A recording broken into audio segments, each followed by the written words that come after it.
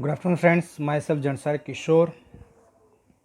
Today, I will take English lecture. In this lecture, I will explain you 30% reduce course जो government ने अभी एक PDF standard wise जो भेजी है, स्टैंडर्ड 9 to 12th में जो स्टैंडर्ड 10 थे फर्स्ट लैंग्वेज, तो उसमें जो इंग्लिश सब्जेक्ट है तो उसमें किस तरह से कोर्स रिड्यूस किया है, तो उसके बारे में आपको एक एक्सप्लेनेशन देता हूँ। तो I hope you know very well there are 2 books. Okay, 2 book है। एक मेन बुक जिसका नाम है फर्स्ट फ्लाइट।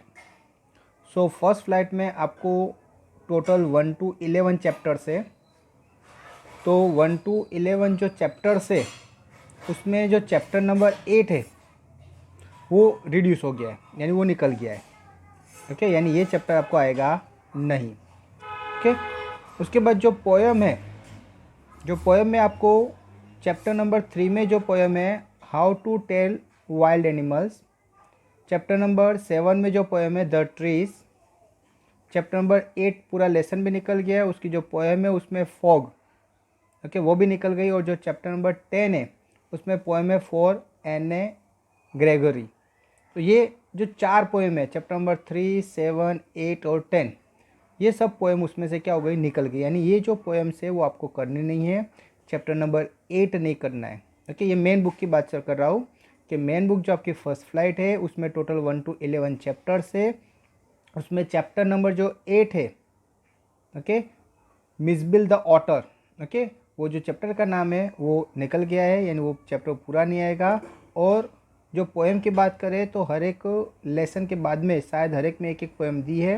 तो चैप्टर नंबर जो 3 के पीछे पोएम है How to Tell Wild Animals, chapter number 7 के बाद जो पोएम दी है द ट्रीज, चैप्टर नंबर 8 के बाद जो पोएम दी है फॉग, और चैप्टर नंबर 10 के बाद जो पोएम दी है फॉर एन.ए. ग्रेगरी, ये जो 4 पोएम है वो निकल जाएगी। ओके, उसके बाद जो दूसरी बुक है SR यानी supplementary book, footprint without fit, ये जो बुक है उसमें टोटल 1 to 10 चैप्टर है। तो 1 to 10 चैप्टर में से जो 6 to 10 है, यानी 6, 7, 8, 9, 10, ओनली जो 5 चैप्टर है फर्स्ट वाले 1, 2, 3, 4, 5 वो आएंगे। और ये 6 to 10 चैप्टर ऑल रिड्यूस, यानी वो सब निकल गया, यानी 6 to 10 चैप्टर से वो आपको नहीं करने हैं। ओके, फिर से रिपीट करता हूँ कि जो 2 बुक है, फर्स्ट बुक है फर्स्ट फ्लाइट, उसमें चैप्टर 1 to 11 से उसमें से जो 8 चैप्टर है वो निकल गया है। मिसबिल द ऑटर वो चैप्टर आपको नहीं करना है। उसके बाद जो पोएम है वो हर एक चैप्टर में एक एक पोएम है, तो कौन सी पोएम नहीं करनी है, तो चैप्टर नंबर 3 में जो पोएम है How to Tell Wild Animals, chapter number 7 में जो पोएम है द ट्रीज, चैप्टर नंबर 8 में जो पोएम है द फॉग, और चैप्टर नंबर 10 में जो पोएम है फॉर एन.ए. ग्रेगरी। तो ये जो 4 पोएम है चैप्टर नंबर 3 के पीछे, 7 के पीछे, 8 के पीछे और 10 के पीछे, वो पोएम निकल गई है।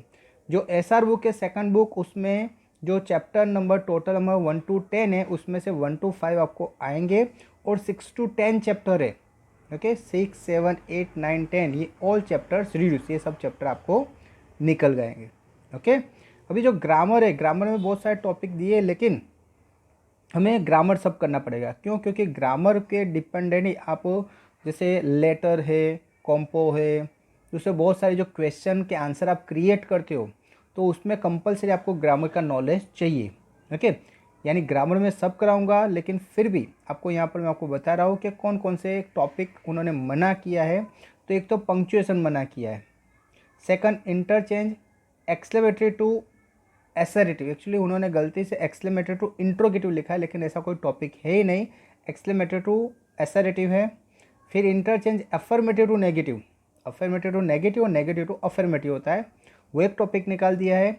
उसके बाद as soon as, no sooner, hardly, scarcely, okay, तो ये टॉपिक निकल गया है। इसके बाद डिग्री और सिंपल कंपाउंड कॉम्प्लेक्स, ओके, ये जो टॉपिक है उन्होंने रिड्यूस करने का बोला है, लेकिन उसमें से 2-3 टॉपिक तो मैंने आपको एक्सप्लेन भी करवा दिए हैं। जैसे कि डिग्री मैंने एक्सप्लेन करवा दी है, as soon as, no sooner, hardly, scarcely मैंने एक्सप्लेन करवा दिया है।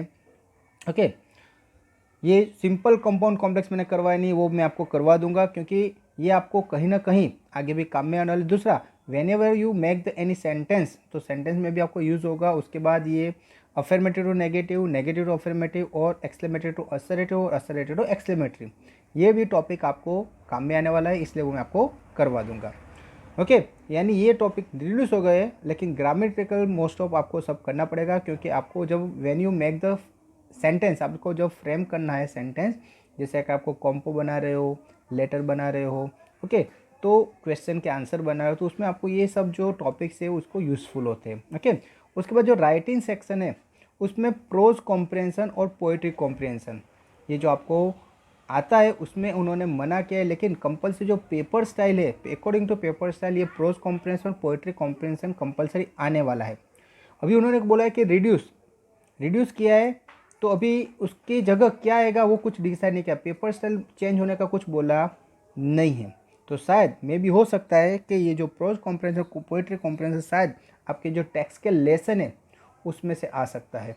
ओके, मुझे लगता है कि भाई ये तो कंपलसरी बाहर का एक पैराग्राफ, यानी प्रोज कॉम्प्रिहेंशन पोइट्री कॉम्प्रिहेंशन जो पेपर स्टाइल चेंज करने का उन्होंने कुछ बोला नहीं है, और ये जो टॉपिक है वो कंपलसरी आपको आता है 4 मार्क का, तो ये शायद रिड्यूस होगा कि नहीं वो पता नहीं, लेकिन फिर भी यहाँ पर उन्होंने जो दिया है वो मैं आपको बता रहा हूँ। ओके, जनरली तो बाहर का कोई भी पैराग्राफ आता है उसको एक बार रीड करके आपको उसके आंसर लिखने हैं। ओके, और वो पेपर स्टाइल के अकॉर्डिंग ये है। अगर उन्होंने रिड्यूस करना है तो पेपर स्टाइल में पेपर स्टाइल चेंज नहीं किए, तो ये जो अनसीन है उसकी जगह शायद सीन, प्रोज और पोएट्री आ सकती है। ओके फ्रेंड्स, तो यहाँ था ये आपको स्टैंडर्ड 10। ओके, आई होप कि आपको अच्छी तरह से पूरा पता चल गया होगा। फिर भी कोई डाउट है तो आप मुझे फ़ोन करके पूछ सकते हो। Okay friends, thank you very much to listen me carefully.